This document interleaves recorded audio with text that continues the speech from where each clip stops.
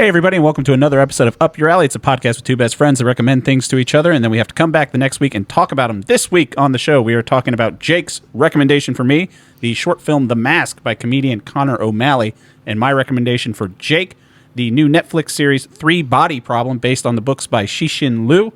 We're going to get into all that. We're going to talk a little X-Men and some more stuff coming up. Jake, got anything to add? Hi, buddy. All right, let's play the riff.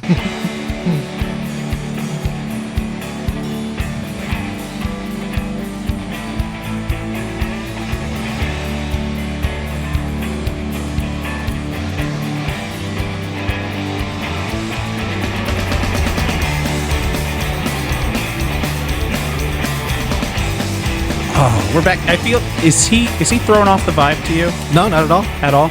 No. It's a new addition. The dog's down here now. Yeah. Yeah. Our buddy Duck is down here. Yeah, our dog named Duck. He decided he wants to come down in the basement when we're recording the show now.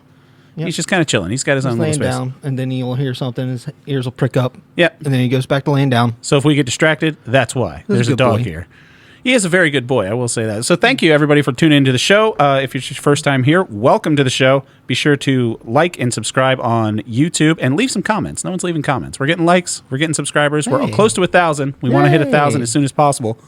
And if you're listening, we're going to have to hit that as soon as possible. Yeah, we're going to need that on our desk by the end of the day. We're going to need that as soon as possible. Yeah. You guys busy? Because I've noticed that our 1,000 subscription goal hasn't been met yet. Seriously. I'm wondering. I'll be back in a week and... Let's check. Hopefully, there's some good progress. You know what? Let's circle back next Friday. Yeah. We'll see what we're up to. So yeah, we are talking about a couple interesting things today. But first, we got something to get into, and spoilers for the end of the show. You're going to want to stick around because next month is the biggest month. Oh yeah, in the podcast. That's true. Which is All Affleck April. April's back, baby. Jake's so excited. Second annual All Affleck April. I feel like we had 1 month, and it was like. You know, you're just like heavy hitter. And now you're just going to be like, here's something that I found. You know? It's great. I have All Affleck April already planned out. Okay. It's like a mixtape. All Affleck April rises and falls. It's perfectly tuned for the seasons, for the holidays, for things that are going on. I don't know if anything can top Phantoms. You know what? You're not wrong. And that's probably a highlight episode if you're new to the show. Go back and listen to last year's All Affleck April. I think we did, what did we do? We did Argo. We did Director's Cut of Daredevil. Mm-hmm. And Phantoms and Gone Baby Gone. Affleck directing that one. Yes. Yeah, it was a good month. It was a really good month. I think it's going to be a better month this year. So Jake wanted to talk about something that I was going to do for a recommendation last week. Yeah. One of the things I was thinking about doing. I was also going to make you watch Roadhouse, but I didn't. I really appreciate that. Did you watch Roadhouse? I'm not going to watch Roadhouse. There's no reason. It's getting good reviews. There's no reason for me to watch it. I have someone whose opinion I trust said it was very good. I hear that Conor McGregor's acting is so bad they had to ADR basically all of his lines. That's true. I hear there's doing something with like AI ADR replacement in Roadhouse that is getting some people in an uproar about using AI for stuff like that. I didn't hear nothing about that. But Jake did catch up on, well, at this point there will be a third episode out, but the first two episodes of the Disney Plus series X-Men 97, which is a direct sequel to the series that ran, I want to say it was from 93 to 96. Something like that. The original X-Men animated TV show. I was a kid, and it was probably my favorite cartoon at the time. So me and my dad would watch it every morning. I think it was definitely my first foray into X-Men because I was not at reading age back then. But this had the Spider-Man animated series. We also have a Let's Play on our YouTube page of us playing the Spider-Man game from this era. Does not hold up. There were a couple good X-Men games. I think we should try to find one of those. X-Men 2. Mutant Apocalypse was really good. Yes, and there was... I think it's just called X2 Mutant Apocalypse. I can't remember. But there were a couple of those really games. Good. We should definitely break one of those out for a Let's Play, maybe. Sure, I love those games. Not in April, though, because I don't think Ben Affleck was in any of those games. Daredevil. Oh, that's true. We could probably make it work. But yeah, how are you liking X-Men 97? It is shocking how good it is. It feels just like the old cartoon. The main problem with one of the episodes, the circumstances that they had to overcome was Magneto is going to be on trial at the UN to answer for his past crimes. Crimes against humanity. This is X-Men to me. This is the stuff right here. Right. Magneto coming up and saying really cool stuff the whole time, and humanity just being like, I hate mutants. Right. This stuff is right back to what I love and what got me so into X-Men. Just the feeling of being the other person and having somebody that wants to fight for you.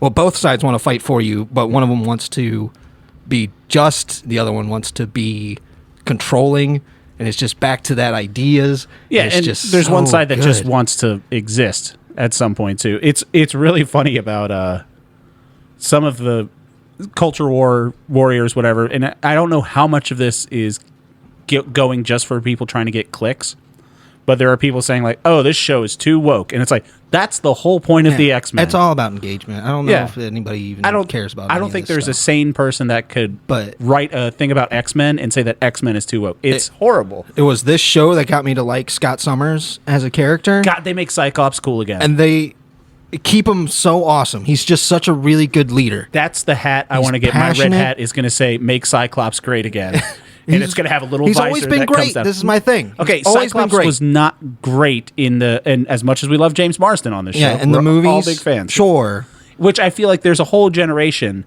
that came after us, where that is their X-Men is very Wolverine focused. Yeah, sure. Which is great. Hugh Jackman's fantastic as Wolverine, but those movies were whoever Wolverine. they got for Wolverine, and this one's pretty. It's the same freaking guy. good. Same guy. That's the same dude. I believe it's the same voice cast. I have no clue, but having Yeah, it's Cal Dodd. He's still playing Wolverine. Rogue and Gambit I love it. making beignets and saying Yeah. funny little idioms back and forth to each other. Gambit was my favorite in the show back in the day, just because he's Absolutely. crazy Cajun, and it's a caricature. Gambit's my favorite. But yeah, the fact that he never got his due in live action is sad. Yeah. He was in that one movie with I think it's Taylor Kitsch. Taylor Kitsch played him in the X-Men Origins Wolverine. Yes, I and it remember wasn't that. great. No, it was a bad movie. It was really bad. It was a bad movie, wasn't it? Yeah. Have you gone back and watched it in Why- the past 10 years? No, it was a really good video game. I've gone back and played the video game. I never played that. It's really good. Huh. It's fantastic. It's just a hack and slash.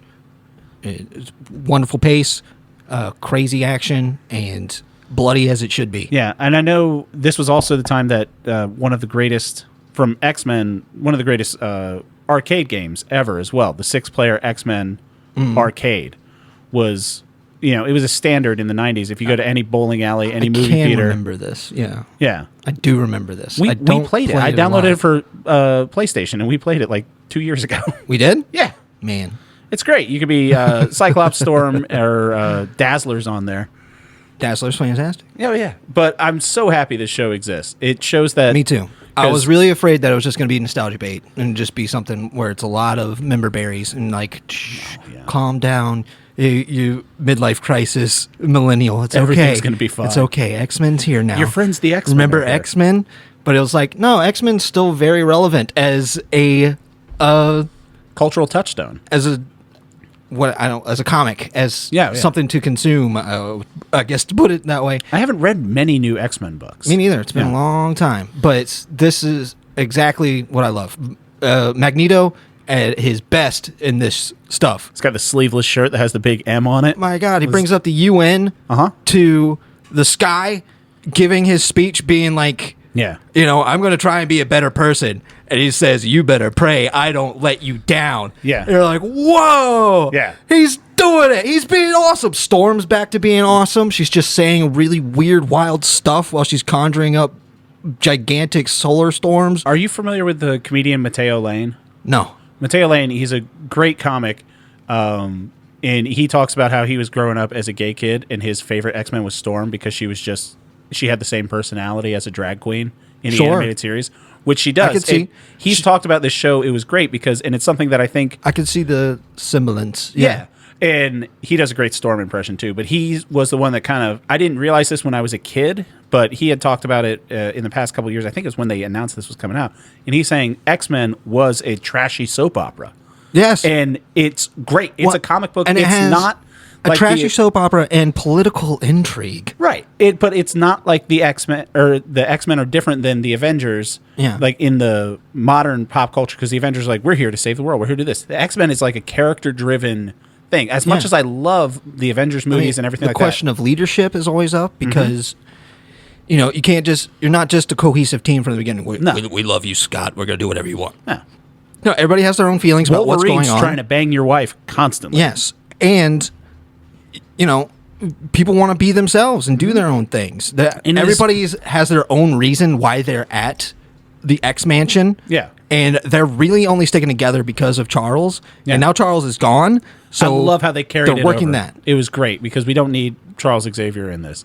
This is great. Oh, he's showing back up. Well, he's coming out of nowhere. It's comic books. Yeah, it's comic books. They have clone Jean Grey showing up at the end of the second episode. And that's when it really hit home what Mateo Lane said, that it's a soap opera. I'm like, oh my God, there's an identical twin or a clone or someone. That's just melodramatic is what it is. And while your husband is off saving the UN, that's when you go into labor. Yeah.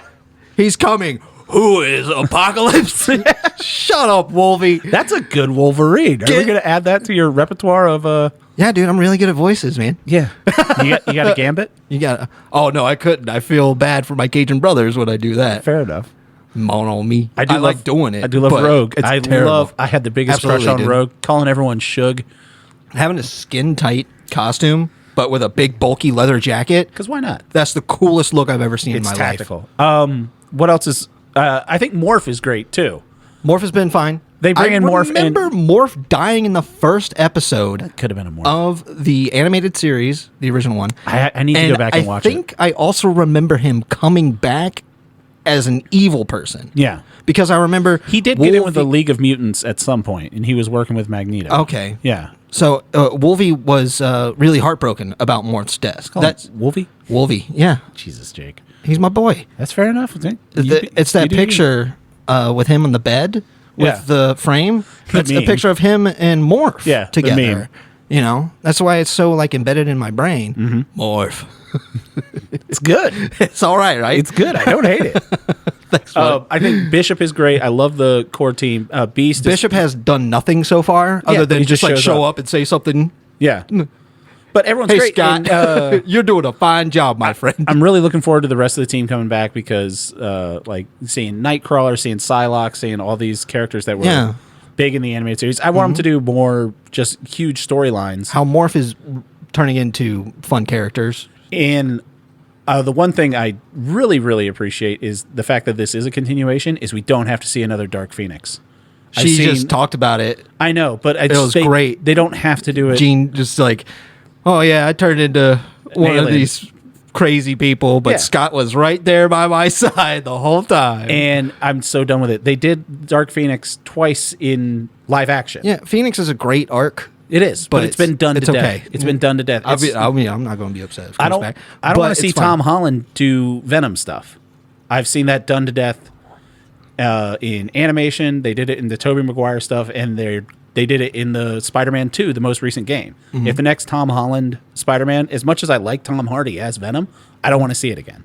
I don't want to see the symbiote saga in live action again. Mm-hmm. But I really want this to continue. It's nice and refreshing that Marvel can do something. It looks like the old show, but better. It's just better enough. It's like when they started doing South Park completely digitally. They made it just crappy enough to where it looked like the old handmade stuff. They got the dang ending credits where with the little mouse that's clicking on the profiles and the 3D models are updated. They look fantastic. And they're spinning and they have a tiny little profile about their powers. I love it. Holy. And I'm just super stoked. I'm happy that this exists. I'm blown away. I can't believe that this is that good. Yeah, I told you that last week. I said it's better than it has any right to be. I really hope that they don't learn the wrong lesson from this. Just bring back all the old. Exactly. It's like, what if we make another Fantastic Four? And what do we, continue the Spider-Man thing? It's like, it doesn't all have to be that. This was a really good show. This was always a really good show. And I think I don't know this for a fact, but I've heard that a lot of the people that are writing it now are people our age-ish that grew up with the show. Yeah. So we want to just make more of this, more good things. It's like when Jason Segel did the Muppets. He grew up with the Muppets, so he knew what was great about the Muppets, and he made a great Muppet movie. Sure. Disney took that, and then they made a second Muppet movie that wasn't as good, and then they made a Muppet Without TV Jason show Segel. that wasn't as good either. It's like, no. You need the person that cared about the thing to make the thing good again, which is the passion. Awesome. Yeah. The passion of it. I love it. I'm so stoked for the show. I'm happy you watched it because otherwise I was literally just like spur of the moment. Yeah. Being like, Pop it on. yeah, I have half hour before I go to bed, Mm-hmm. and then I end up staying out a half great. hour later just to watch both episodes. It's great. And I was like, everybody should watch this. Yeah. Hank McCoy alone. Everybody should watch it for Beast. I love Beast. Beast is so good at speaking. It's amazing.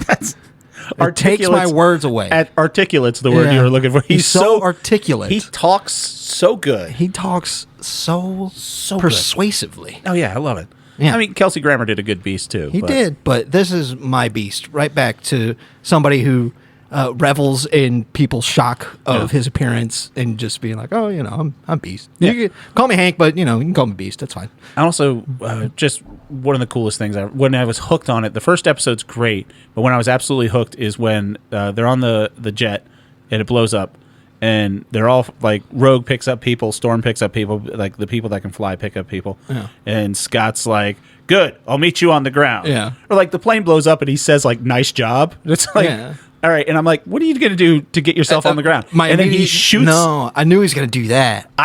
But the fact that they went there, I was just blast. That's when I was saying this is a great Cyclops, because James Marsden never did that shit. If he had done that in the movies, like, he was just shitty to Hugh Jackman and then sad that Jean Grey died. They don't know how movies. to direct action around somebody whose power is to look at somebody. That's you know how what you I mean? do it. That's how you do it. Him falling out of a plane and then using the blast to slow himself down, like he's like him zipping around with his optic blast. Yeah, shooting it and blowing himself backwards. That's a very clever and really cool looking thing. It looked just like the SpaceX rockets when they land back on the launch pad and they like shoot out the rockets to balance themselves. Cyclops did that, and then he did an very cliche at this point superhero landing with one fist in the ground.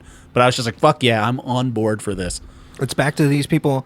They're top of their game. Yeah, It's nailing just- it. So you're on board. Did you watch any of the Marvel What If? No, It's good. I don't think you offered me any, so I didn't. No, I didn't. And I was afraid I was going to have to wait until May to make you watch X-Men 97. Yeah. But I'm glad you took the initiative. It is one of my favorites, and it was like everybody was saying nice enough stuff about it. Yeah. Especially being like, "Hey, I never knew Cyclops was so cool," and I was like, Exactly. This is really nice Can't things to wait hear." till Nightcrawler gets in. And then, so I was like, "Let's just give it a shot," and it was Nice. It defied my expectations. Good X-Men stuff. It's Good fantastic. X-Men is always the best. All right, man. Well, I'm glad you liked it. So, yeah, bonus rec for everybody. Watch X-Men 97. It's available on Disney+. Absolutely. That and Invincible are both going on right now. I've got two great animated need to get back superhero into shows. it. Yeah. God, Invincible's so good. The first season was really good. Seth Rogen as Alan the Alien is perfect casting, and I know he was an executive producer of that show, and he wanted to be it. And also, Seth Rogen's just a really good voice actor. Not your best. No. Me, Seth Rogen. Hey. That's perfect. It's pitch perfect. No. That's exactly what he sounds like. It was like... that was better. Really? That was better. That felt terrible. No, your voice was like a little too Kermit the Frog for a little bit. I was doing it. Yeah. As a bit. Regardless, all right, we're going to get into Regardless. our recommendations for You this got week. Cokezilla, the spiced one? No, it's cherry. Oh. Cherry, Have you tried baby. the Coke Spice? Yeah. No, Don't. no. It's terrible. I wasn't going to do that. It's awful. You know, in some markets they have side Coke tangent. In some markets they have Coca-Cola Zero Sugar Cherry Vanilla. Yeah. My God, Yeah. I only That's have where it's at. I only have Cherry Vanilla regular Coke, but I'm trying to do the no sugars. Yeah. And Zero Sugar Cherry Vanilla is outstanding. You know how they market research all this stuff? Fountain. Yeah. Fountains. They're finding out how many times you're pushing a button over there. So anytime you go to one of these fountains, Coca-Cola Remix or whatever it's called, where you can design your own flavors, please just do this for me. Just a PSA for everybody. Coca-Cola Just run takes it. the market research of what flavors people are doing, and they use that as market data to sell different flavors of stuff. So please, before you anyone, get your drink, just push Coke Zero, Coke Zero, cherry vanilla. Hold up for like a good 30 seconds. just send out a gallon until someone at Five Guys comes and tells you to stop. And then get your drink. And then get whatever the fuck you want. Get a mug root beer or ginger ale or knock yourself out. But just for me, Coca-Cola Cherry Vanilla Zero. Please. Here's some ads. Is something interfering with your happiness or preventing you from achieving your goals? Regardless if you have a clinical mental health issue like depression or anxiety, or if you're just a human who lives in the world and is going through a hard time, therapy can give you the tools to approach your life in a very different way. That's why I'm excited to tell you about today's sponsor, BetterHelp. BetterHelp's mission is to make therapy more affordable and more accessible, and that's important because finding a therapist can be really hard, especially if you're limited to the options in your area. BetterHelp is a platform that makes finding a therapist easier because it's online, it's remote, and by filling out a few questions, BetterHelp can match you to a professional therapist in as little as a few days. It's easy to sign up and get matched with your therapist, and there's a link in our description. It's betterhelp.com/Allie. That's betterhelp.com/Allie. Clicking that link helps you support this channel and also get you 10% off your first month of BetterHelp so you can connect with a therapist to see if it helps you. And because finding a therapist is a little like dating, if you don't fit in with your first therapist, and that's common, you can easily switch to a new therapist at no additional cost without the stress of insurance or who's in your network or anything like that. I'm a big proponent of therapy, and anybody that knows me can attest to the difference that it's made in my life the past couple years, and I recommend this program to anybody. So if you're struggling, please consider online therapy with BetterHelp. Click the link in the description or visit betterhelp.com/Allie. That's betterhelp.com/Allie for 10% off your first month. And we want to thank BetterHelp for supporting our podcast. All right, we're back. Let's get into our recommendations for this week. First off, Jake had one for me. It's about 25-minute short film available on YouTube by comedian Connor O'Malley called The Mask. Jake, how'd you find out about this and why'd you recommend it? I really like Connor O'Malley. I found him. I like Joe Pera's show. Joe Pera Talks With You. Yes. And Connor O'Malley is on there a lot. And I was like, I'm pretty sure I know who that guy is. I looked up who he was. And I remember him from the Chris Gethard show. He shows up every once in a while. He's one of those guys. He's been around. He's a character called the Beast Masturbator. And he's it's just like if AI was like, create a character for the Chris Gethard show. It's one of those Beast Masturbator. So the episode was who's going to be the new character for the show. So they held auditions, and Connor O'Malley's character was the Beast Masturbator. Perfect. And it was hilarious. Yeah. And I watched all of this stuff, and it's surreal and hilarious. Yeah. And I think The Mask is like his best outing yet, as everything that he's made and how his comedy works. This thing, I think, is wonderful. I think it's an achievement. So I wanted you to watch it. Yes. Because it's fun to talk about comedy. We have different ideas of comedy, even though we're both big fans of comedy. Yeah, we've got a comedy show we're going to in April. That's very true. Yeah, we're going to go see comedian Ari Shafir record. He's recording his special in D.C. I'll go watch that. I got it. Yeah, I bought us tickets, remember? Yeah, I do. Okay, we're going. I'll go watch that. Yeah, you're gonna. What month? What month? What month? April. Okay. I just got to make sure to take day off. It's a Sunday. Or Saturday. It's a Saturday. Oh, okay. Then never mind. Yeah, you're good. You're good. We'll talk about this later. So, this, I started watching this. Again, it's available on YouTube, Connor O'Malley's YouTube channel. And, I started watching it not knowing what it was. Yeah. The name didn't ring a bell. I mentioned when I looked up who he was on last week's show that he was on a recent episode of Stavi's World, the podcast by Stavros Halkias. So I'm like, oh, okay, he's a comedian. Yeah. So I had that in my head. Once I started watching this, I was like, oh, this guy looks familiar. Right. And I texted you earlier where I finally realized he was a writer for Seth Meyers. Yeah. And he was one of the people, or Late Night with Seth Meyers. So he would appear as like little bits that they would do, and he would be on there. And also he's married to A.D. O'Brien, who is, or A.D. Bryant, sorry. He's Connor O'Malley, A.D. Bryant, who she was on SNL. She's a delight. Yeah. And I was just like, oh, that's where I know this guy from. So that kind of threw me off. If you didn't know that Connor O'Malley was a comedian and you had no idea who he was, and that's part of what this movie or the short film is, he plays a content creator, struggling actor, improv guy. Yeah. Named He's Tyler. somebody that wants to be famous. It's Tyler, right?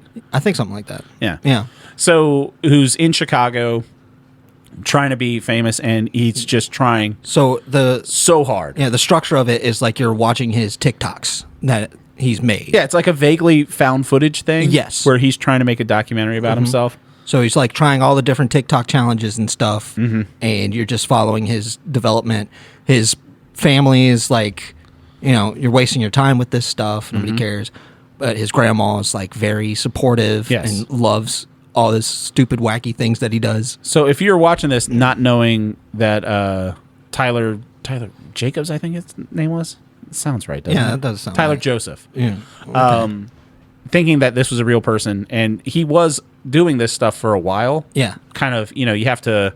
This is like actual stuff that he made. Right. Yeah. Do the kayfabe, and he had the fake account, and he was getting real comments. People think he was that perfect level of not very famous, where people did... It's early Sacha Baron Cohen style stuff when he was doing Ali G. Sure. Where he could go out and people be like, who the fuck is this guy? Yeah. Like, he couldn't... I'm not going to say he couldn't do that now, because I think Sacha Baron Cohen could probably still pull that off.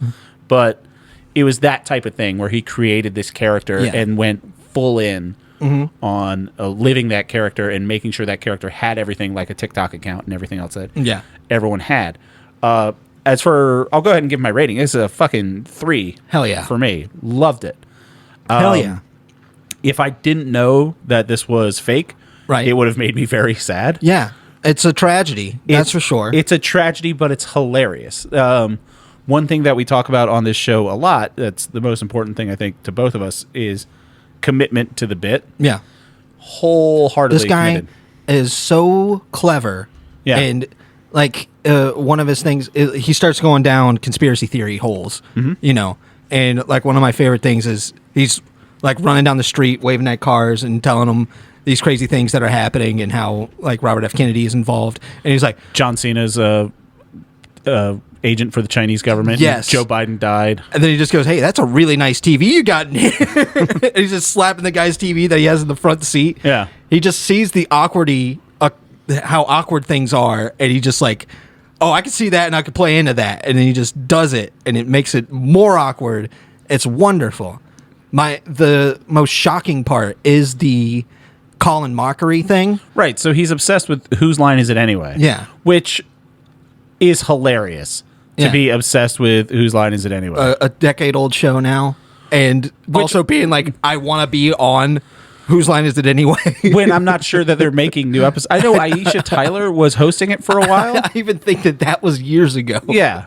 I don't know if they're still making it, but that's a very funny thing to be like. Great little thing. Yeah. I'm going to get on Whose Line Is It Anyway? Yeah. It's hilarious. But his commitment to it, and Colin Mockery obviously was in on it. Yes. So. Great. And I think Colin Mockery is the type of guy that would just be like... But it's something, like you said, if you didn't know that this was a bit going on, you would have been like, this is scary. Yes. It gets... I thought... if I hadn't known who he was, I would have thought this was one of your things like In Search of a Flat Earth, when it gets like really bad. Yeah, where it just... gets sad. It pulls the tablecloth. Yeah. The rug pull, The rug pull, yeah, there it is. And you just see a different type of person, but you just kind of like follow him into his madness, and it leads up to an event that was covered on the news that Conor O'Malley did when he interrupted a stunt show at Universal Studios Hollywood, the Water World stunt extravaganza. Yes. Which is a thing that they did. And he found out, like, they do a little bit with his roommate, that he's on this subreddit, like Van Tiamo or something like that. It's one of those deep state weird conspiracy theory boards, and he starts yelling things about how Joe Biden's dead and all the stuff about the Chinese government, and it got picked up, and the Colin Mockery thing got picked up by TMZ. So it's really a masterwork, like in the style of Sacha Baron Cohen or even Andy Kaufman, although Andy Kaufman was... It's a very Andy Kaufman thing to me, where it's a commitment to the bit that's so extraordinary that you could definitely tell that there was a vision that took great care and trust from everybody. So to me, this shows just how genius Conor O'Malley is. Yeah. And he, like a couple years ago, he was doing Vines or TikToks where... One of them. He was advocating for somebody for president. I can't remember.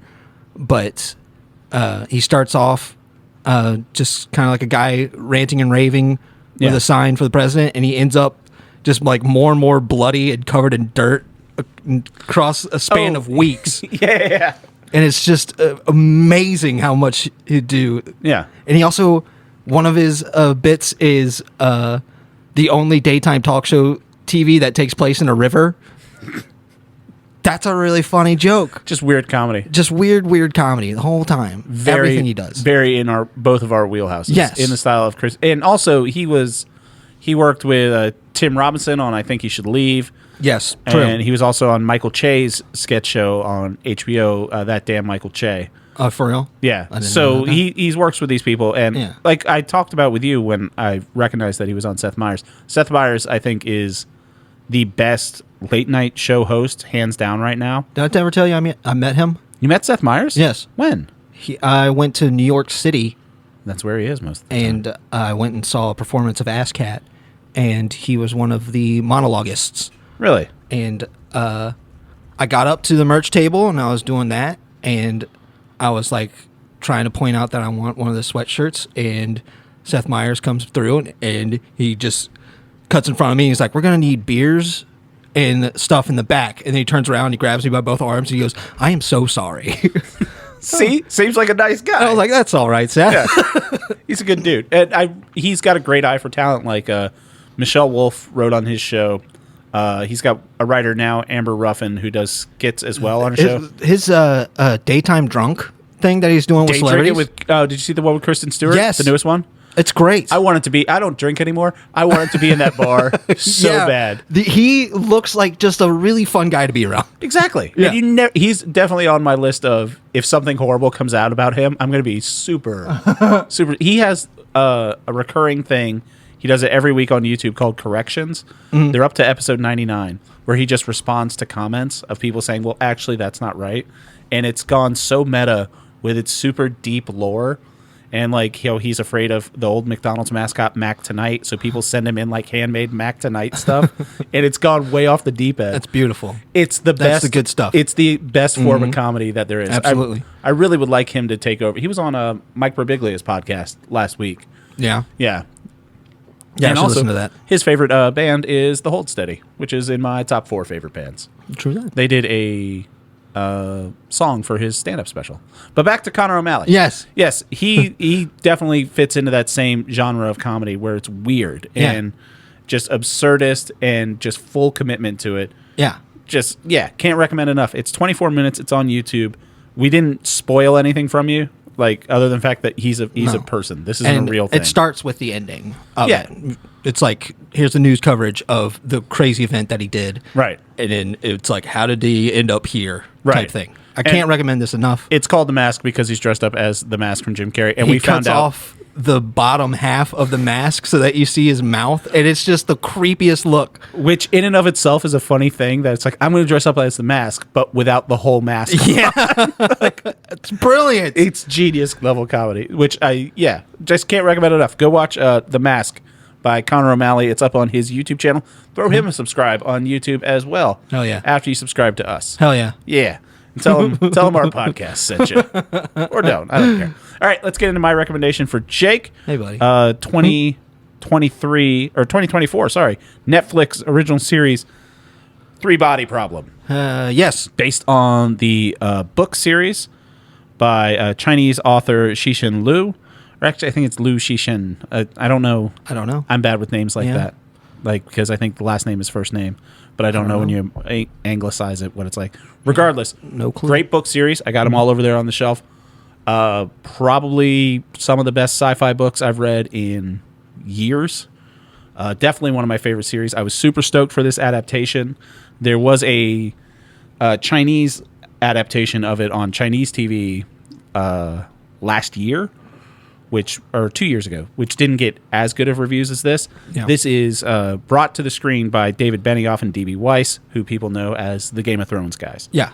That, I feel, got a lot of bad pushback off the bat because of how Game of Thrones ended. Yeah. I maintain Game of Thrones was great as long as they had books to adapt. Sure. It's when they had to come up with their own stuff that it wasn't so great. And after Game of Thrones, they were going to make their own Star Wars, and then that got quietly canceled, which makes me think They're like, what do you want to do with Star Wars? And they're like, how about this? And they're like, no, let's not do those things. Well, when they saw that they had to take the reins, they Right. kind of really... So nobody was very excited about that. This show is this show's set in the present day. It's about a group of friends. I'll say this right off the bat. It differs wildly from the books. Yeah. It's 8 episodes. Jake, you said you got 3 episodes in. Yeah. Okay. I only asked you 2. The fact that you did 3, I appreciate. Wish you had done all of it because it's a great series. And I thought you would like it. Actually, that's not true. I didn't know if you would like it. Yeah. I wanted you to watch it because talk. I wanted to talk about it. Yeah. I was super stoked. My expectations were super high just based on how much I love the books. The casting of it threw me off because there are characters that I would see on the cast list, like Liam Cunningham's character, Thomas Wade. He doesn't show up until the 3rd book. So I was like, why the hell is he in this first series? It's completely different. There are characters that have been combined into different characters. They've tried to make it for a Western audience. Yeah. Because, I mean, it's set in China. All the characters are Chinese. Yeah. And the book is. The book is. Yeah. It's written by a Chinese author. That makes sense. I'm not saying anything bad I'm just about saying it. for clarification. Right. Yeah. But they're putting on Netflix in the West. And so, They want a Western audience, Western. And the way they changed actors. it, I agree with every one of the changes they make to put it on the thing. But, Jake, how'd you feel about the show? So, you told me to watch 2 episodes. Because at that time, I'd only seen 2. And I am happy you did because I thought the first episode was boring and frustrating. So I wasn't interested until the end of the second episode. Yes. Where I was vaguely interested. And then I was like, I'll give it another episode to see if it's going anywhere. Because it really doesn't want to go anywhere for a long time. It does try to set up just a bunch of puzzle boxes. It just wants you to really focus on a whole bunch of puzzle boxes. And then I watched the 3rd episode, and then I was like, okay, now I'm seeing it. Yeah. Now there's some stuff going on that's actually very intriguing and very fun and interesting. Yes. Because I couldn't get into the characters at the beginning. Everybody's really not likable or interesting or relatable. Okay, I will say this. Most of the characters are scientists. Yeah. It's really hard to make scientists relatable. It's- They're not all Alan Grant. They tried, but I know, they did. But it just didn't feel like scientists to me. I will say this. It's a lot better than the books. Yeah. Yeah. So I would say this makes me feel like I would enjoy the books a lot more because it feels like a lot of the stuff that they probably compromised on, which is character and pacing, is something that I would enjoy from the book. I will say this. You're wrong. Yeah? If you want character and pacing, it's the show. No, what I want is... Oh, you want it more and more. Yeah, if it's going to be bloated out and whatever direction that the author wanted, it felt like there was something going on, that there was more science that they wanted to really, really get into. Right. You know, where this one... Oh, it's 100% that in the books. Yeah, exactly. For sure. See, it's so much stuff that in a book has no problem explaining to you, but in a show, you got to keep it going. You got to keep it... interesting. You can't just start talking about the 3-body problem and have people just be like, "Oh, I get it now." You really, which they demonstrated it really well, how a 3-body problem comes around. But this is when that stuff starts getting real interesting. We should say what the 3-body problem is. So in the world of the show, the 3-body problem is a game, but it's based on an old physics problem where you can't see how. There's no good way to predict how one object rotates around 3 different sized objects with different sized mass. If Earth had 3 suns. It's the basis of like chaos theory and stuff like that, Yeah. that there are some things in the universe that you can't do it. And so it's a video game or augmented reality in this. It's basically they put on an Apple Vision Virtual Pro reality. and they're in a game. And in the books, since the books were written a couple years ago, it's a headset and like a haptic suit and everything that you wear. Yeah. They just skip all past that and they're like, no, it goes into your brain and you can feel stuff. And we're probably 10 years off from that anyway. So the books.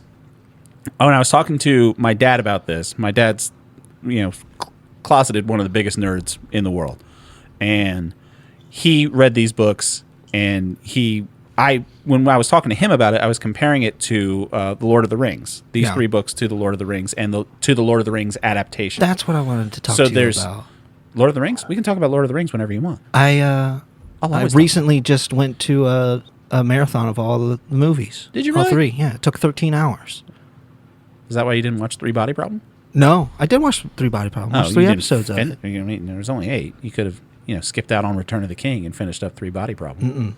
All right, fair enough. Still holds up though, didn't it? It was fantastic. God, those movies are good. Oh my gosh. But so, like the Lord of the Rings movies, they have to streamline a bunch of stuff because the way that the Liu's books are bloated with science is the same way Tolkien's books are bloated to a point with like, and now this person's going to sing a song, and here's a poem in Elfish, and now Gimli's going to tell a story about Moria that's going to go on for 4 pages. I can see the comparison, but where Lord of the Rings, they just didn't delve into the lore that surrounded Lord of the Rings. Where the show changed the lore.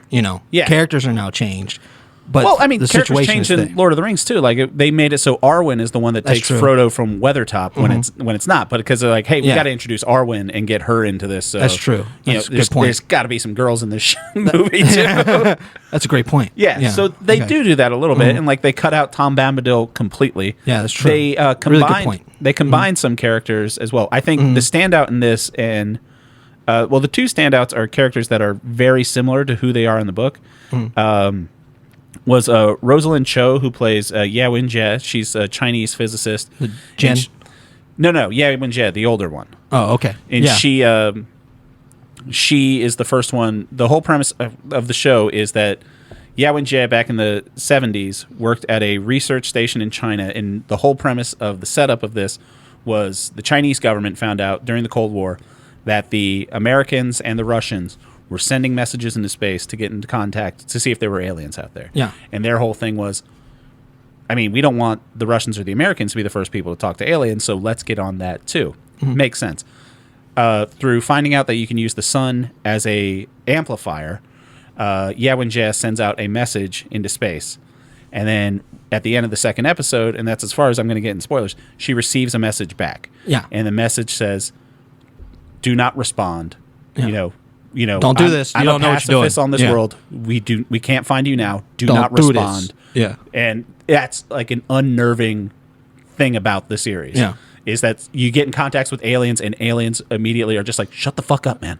Yeah. Like you don't want our people showing up there. And when Jess like, no, come, I'm going to help you take over the world. Yeah. It's fucking awesome. It's very interesting. Great take on sci-fi. And so in the books, that's the whole first book is setting up Ye Wenjie as a character, and then my guy fucking Benedict Wong plays a cop. Yeah. Well, he's a cop in the books. He works for a non-government agency, like super spies, hyper MI6 level stuff. And he's the only character who's not a scientist or a government man. He's just a cop doing his job. He's hanging out with his son. His son's playing Mortal Kombat and stuff. And he's a standout performance by Benedict Wong. I think he steals every scene that he's in. Yeah. And he does that also in all the Marvel movies that he's in. Pretty much anything that he does, he's outstanding. Yeah, Benedict Wong's great. Yeah. And the way it combines characters, I'm totally on board for. Sure. Are you going to finish watching this show? So, first of all, I'll give it a score. Okay. It is a tentative 2. Tentative 2. Right now. Tentative probably towards 3. It's going to be 2 or 3. Depends. What? Because I'm still going to watch it. I want to finish her up. Right now, I would say there's enough going on that I do want to hear what's up. Yeah. But I really hope some characters start becoming more interesting on what's happening. Yes. Because No, it's great. The will they want they stuff is boring and not developed at all after 3 episodes. Right. So I hope. And I will say this, a lot of that is because they are combining characters and they're doing it in and they're doing all 3 books at the same time. They're juggling 2 timelines and in a virtual reality. They get rid of the back. That's all gone. Yeah. That gets rid of it. It's an interesting show, definitely. I can see how people are popping off about it, and I think I'll watch it. It's already been, and when I finish it, I'll update my score for you. If you had gotten to episode 5 has Wolverine. Wolverine's in it. Perfect. And hey, bub. 3 body pop, bub. This is a big scar, bub. His alien's coming, bub. But episode 5 has this shows, to use a Game of Thrones reference, this shows Red Wedding, which is the scene where you're just like, holy shit. Okay. And I will say, probably one of the most unnerving things that I've seen on a TV show, worse than it was in the books. Because when I was reading it in the books, I was like, that is fucked up. Okay. But it gets worse. And I will say this, also, all 3 books, they're set from our time. They go back to the 70s. And then book 3 ends, there's no set thing, but it's about 18 billion years in the future. Okay. It's a whole spanning thing. Sci-fi. Yeah, but you'll love the books too, because Michael Crichton did this as well in the Jurassic. Like if you read the Jurassic Park books, there are pages in Jurassic Park where when Lex is going into the computer and she's like, "Oh, it's a Linux system." Yeah, she does. Michael Crichton prints out Unix system. What the fuck ever, Jake? Linux is based off of Unix, sir. You done? No. So Michael Crichton, bring up another computer thing. You did help me with my SD card earlier, so I appreciate your computer stuff. But he'll put like diagrams of what each menu looks like, so you can read it. And there's a bunch of science weird stuff in these books too. You probably like it. Borrow them; they're fantastic. I think everyone should watch 3 Body Problem. Okay. I think Jake should finish it, and I'll take your tentative. I want to finish it. Is what I would say. I want to finish it. It's so good. I don't care for television series. Just makes me feel. Think about it as an 8-hour movie. That's what I'm saying. I watch movies that are 3 hours, and everybody's like, "Oh God, how do you do that?" And I'm like, "What are you talking about? You sit down and you watch these things. Yeah, just cut off The Office for a little bit. You can do it." Yeah. All right. So yeah, 3 Body Problem on Netflix. I recommend it. All right, let's get into what we're going to be talking about next week. After we thank everybody for listening to the show and reminding everybody to like, subscribe to everything. And next week is the start of All Laugh Like April. So if you want to go back and listen to last year's All Laugh Like April episodes, you don't really need to. But long story short, Ben Affleck is my favorite actor. It's not an ironic thing. I really enjoy Ben Affleck in everything he does. I started last April to try to convince Jake that Ben Affleck is one of, if not the greatest actor of our generation. I was very tepid about Ben Affleck. And I am foregoing a lot of things for All Laugh Like April, just to know I really put this podcast first. I'm not going to do an episode about Rebel Moon Part 2, The Scargiver. That's coming out in April. That's true. We're not going to do Godzilla X Kong, whatever. Can't do it. It's in April. I'm busy in April. It's the most important month of the year. Yeah, you planned it out and stuff. Oh, it's going to be so good. It was amazing. All right, but let's figure out what Jake's going to be talking about next week. Buddy, first. One of our favorite comedians has actually come out with a new special. Oh, yeah. We talked about this a little bit. Yes, sir. I know where you're going. Talking about our bud, Dave Attell. Dave Attell's doing hot cross buns on Netflix. I haven't been this excited for a stand-up special in so long. Now, Dave Attell is one of the best joke writers that's ever lived, I think. I think he's one of the funniest people. Yeah. And he just hasn't done any type of special or anything in so long. No, he was in that Pete Davidson show we watched in one episode. Oh, for real? Yeah. That's beautiful. He's in one episode of Bupkis. That's great. Yeah. Get out there, Dave. So universally beloved. I just want to... It's been a while since we've done a comedy special. Yeah, and I want to talk about it. So...